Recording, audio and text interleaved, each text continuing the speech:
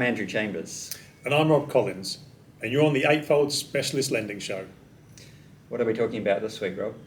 Well, this week we're starting to look at how to get your property development financed. So this isn't intended to cover the technicalities of the actual construction, so not site surveys, ground conditions, design, materials, etc. It's simply intended to give you an understanding of what lenders will be analysing and to help you avoid potential problems. Over the next few episodes, we'll be covering such topics as identifying the right site for you, buying the site, managing the construction, and what does the funding actually look like? Okay, let's start with site. Why is the site so important, and what should we be considering when I'm out looking for a piece of dirt that I want to put my next development on? Okay, so lenders will want to know your reasons for purchasing the site that you want to develop. It sounds simple enough, but I've seen plenty of clients over the years that seem to have bought sites almost on a whim or with little or no research. Alternatively, there are clients that have missed out on a few sites and end up buying a poor site or overpaying for a site in desperation.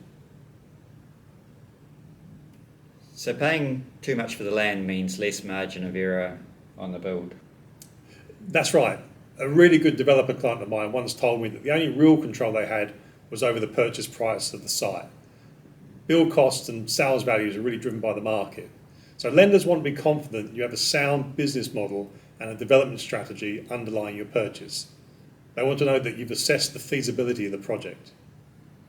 Most development lenders prefer to fund schemes that are shovel ready, that is, resource and builder consents have been granted, pre-sales have been secured if needed, and the contractor is ready to get on site.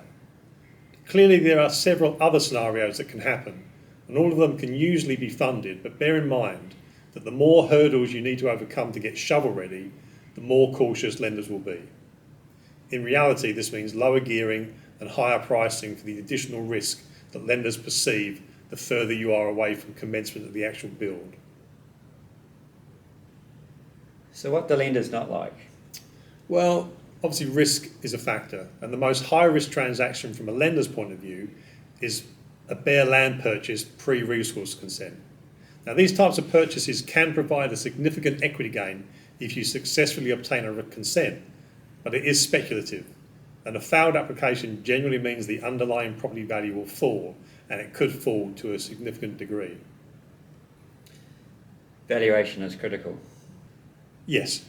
Going back to my comments above, I've had clients with shaky research looking to purchase a pre-resource consent with 3 or 4 different ideas for what to put on the site.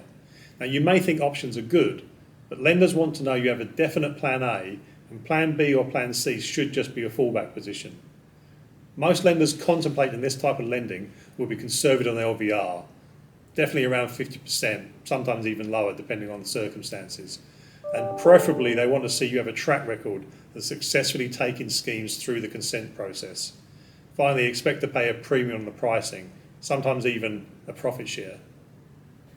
How can we mitigate risk?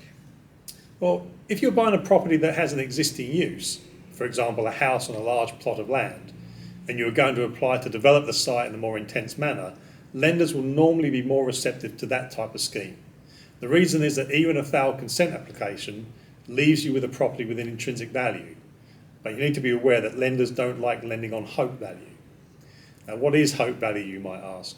Well, in this example, the house on the large plot might be worth 1.5 million, but the plot with the benefit of resource consent might be worth 3 million.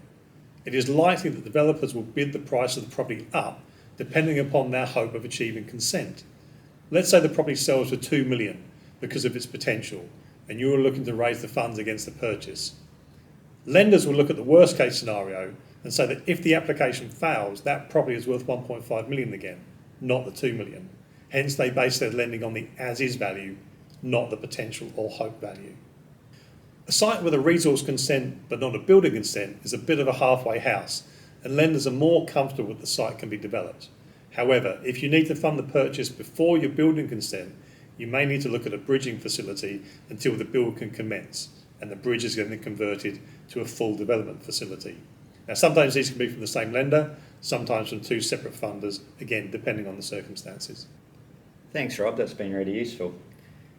If you're looking for answers to questions related to the topics that we're talking about, put them in the comments below and we'll talk about them in the week ahead. Look forward to next time. Thanks.